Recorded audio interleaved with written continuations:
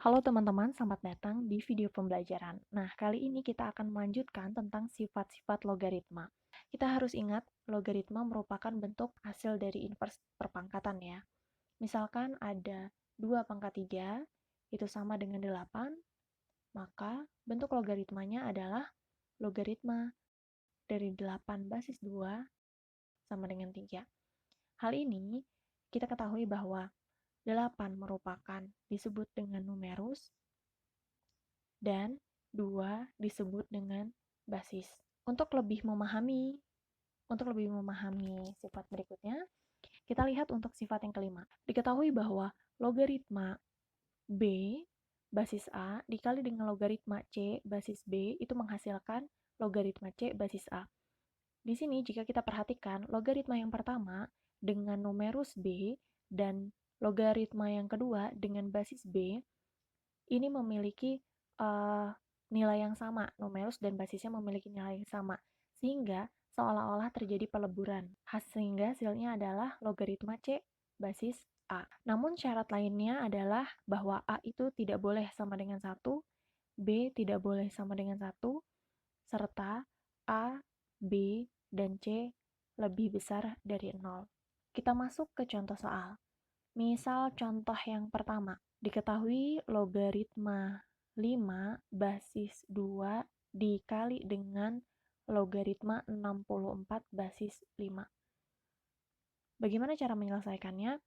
Di sini terjadi peleburan numerus dengan basisnya, sehingga hasilnya akan kita ketahui langsung, yaitu menjadi logaritma 64 basis 2. Atau jika disederhanakan, 64 merupakan 2 perpangkatan 2 pangkat, 2 pangkat 6. Sehingga logaritma 2 pangkat 6 basis 2. Hasilnya adalah, kita ingat bahwa bentuk dari logaritma A dengan basis A itu adalah 1.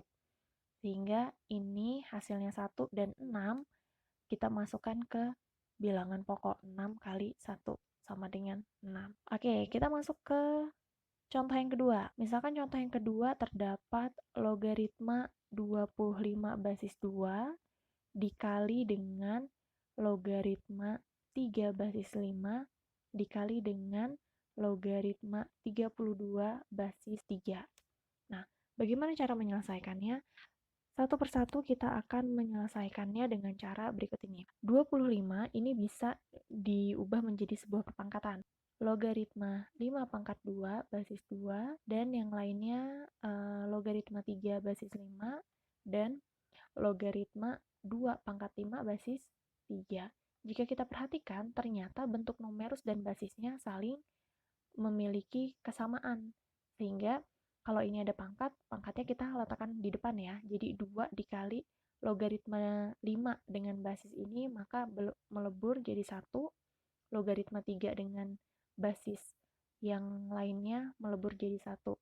Dan hasilnya adalah 2 kali.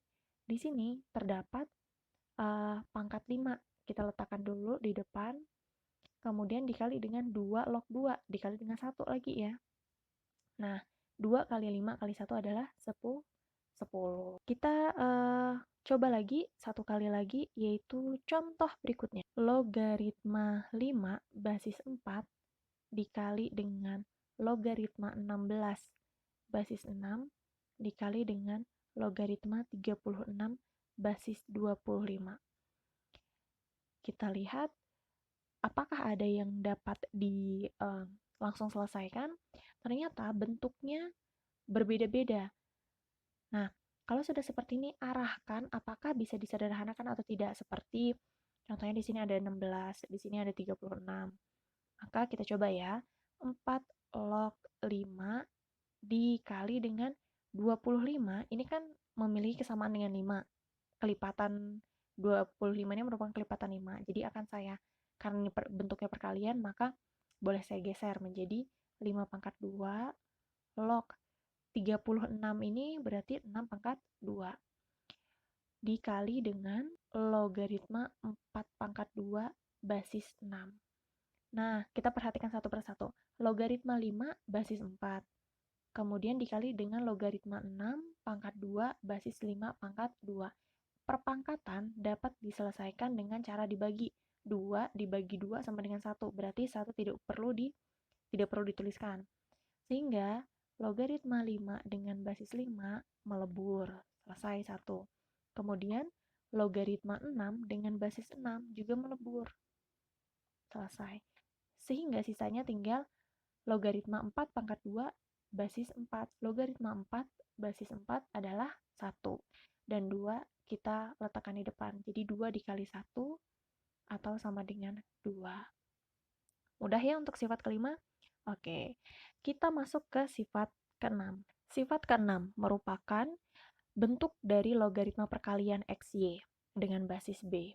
Jika terbentuk ada perkalian logaritma seperti ini, maka bentuk lainnya atau dapat dijabarkan dengan perjumlahan. Jika logaritma X dikali Y basis B, kita dapat mengubahnya menjadi bentuk perjumlahan dengan cara basisnya sama. Kedua basisnya sama, yaitu logaritma X basis B ditambah dengan logaritma Y basis B. Kita masuk langsung ke contoh. Misal contoh yang pertama, terdapat logaritma 4 basis 2 ditambah dengan logaritma 8 basis 2. Perhatikan basisnya sama. Kemudian, maka jika basisnya sama, bentuknya dapat dikalikan. Iya, jadi kita tulis logaritma 4 dikali 8. 4 dikali 8. Basisnya adalah 2. Kemudian, 4 kali 8 adalah 32. 32 kita ubah menjadi bentuk perpangkatan 2. Nah, 32 perpangkatan menjadi perpangkatan 2 yaitu adalah 2 pangkat 5. Dan basisnya adalah 2. Sehingga ini hasilnya adalah 1. 5 dikali 1 sama dengan 5. Selesai. Ini ya untuk contoh perkalian X kali Y dengan basis B. Kemudian contoh satu lagi. Oke. Jika saya memiliki logaritma 1/2 dengan basisnya 5, dijumlahkan dengan logaritma 50 basisnya 5. Bagaimana nih caranya? Mudah sekali, kita perhatikan bahwa basisnya sama, sehingga kita dapat menuliskan sekali saja dengan numerusnya saling dikalikan. 1/2 dikali 50. Hasilnya adalah 25. Jadi, logaritma 25 basis 5. Atau logaritma 5 pangkat 2 basis 5. Atau sama dengan berapa nih? Iya, 2 kali 1 atau 2. Bagaimana? Sudah paham ya untuk sifat ke-6? Oke, kita akan masuk ke sifat ke-7. Sifat ke-7 merupakan kebalikan dari sifat ke-6. Maksudnya di sifat ke-6 tadi adalah tentang perkalian, nah di sifat ke-7 ini adalah tentang pembagian. Bagaimana untuk pembagian dengan basis yang sama? Maka hasilnya adalah dapat logaritma tersebut dapat dikurangi. Jadi logaritma X dibagi Y dengan basis B itu akan sama dengan logaritma X basis B dikurangi logaritma Y basis B. Untuk lebih jelasnya, saya akan berikan contoh. Contoh yang pertama, yaitu misalkan saya memiliki numerus 217 dengan basis 7 dikurangi dengan logaritma numerusnya 31 dengan basis 7. Nah, kira-kira bagaimana nih untuk menyelesaikannya? Iya, karena ini memiliki basis yang sama, sehingga cara menyelesaikannya adalah cukup membagi numerus 217 dibagi dengan 31 dengan menggunakan basis yang sama. Jadi, logaritma 217 dibagi dengan 31, basisnya adalah 7. Berapa hasil 217 dibagi 31? Iya, hasilnya adalah 7. Jadi, logaritma 7 dengan basis 7 atau sama dengan hasilnya 1. Mudah ya? Oke, kita coba lagi untuk contoh yang kedua. Untuk contoh yang kedua, misalkan saya memiliki numerusnya 0,05. Nah, kita kurangi dengan logaritma 5. Kira-kira bagaimana ini menyelesaikannya? Iya, Dengan cara yang sama, kita dapat membagi numerus yang pertama dengan numerus yang kedua. Jadi 0,05 kita bagi dengan 5. Hasilnya adalah iya 0,01. 0,01 ini kan sebenarnya sama dengan 10 pangkat negatif 2. Nah, Kak, bagaimana nih kalau misalkan basisnya kita tidak tahu? Biasanya, jika tidak tertuliskan basisnya, maka basis tersebut akan mengikuti dengan numerusnya. Jadi di sini, karena telah kita proses dengan sifat ketujuh, maka bentuk dari numerusnya adalah, bentuk dari basisnya adalah 10. Jadi ini hasilnya 1 dikali dengan negatif 2. Jadi hasilnya negatif 2. Kita ke contoh yang nomor 3. Misalkan ada logaritma 20 ditambah dengan logaritma 30 dikurangi dengan logaritma 6. Maka ini kita menggunakan sifat ke-6 dan sifat ke-7 dengan melihat tanda dari masing-masing pengantar logaritma tersebut. Tandanya yang pertama adalah dijumlahkan. Artinya, logaritma ini angka 20 kita kalikan dengan angka 30. Kemudian dikurangkan. Berarti karena basisnya semuanya sama, yaitu karena tidak tertulis jadi basisnya adalah 10, maka pengurangan ini kita jadikan pembagian.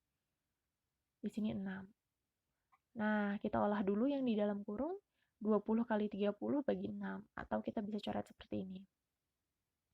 Iya, dapatlah hasilnya logaritma 100. 100 ini merupakan pangkat dari 10 pangkat 2. Nah, karena di sini tadi kita sudah sepakat ya, seperti contoh sebelumnya, bahwa basis dari logaritma ini adalah 10, sehingga hasilnya adalah 1. Ini coret 1 kali 2 yaitu 2. Nah, cukup mudah, oke?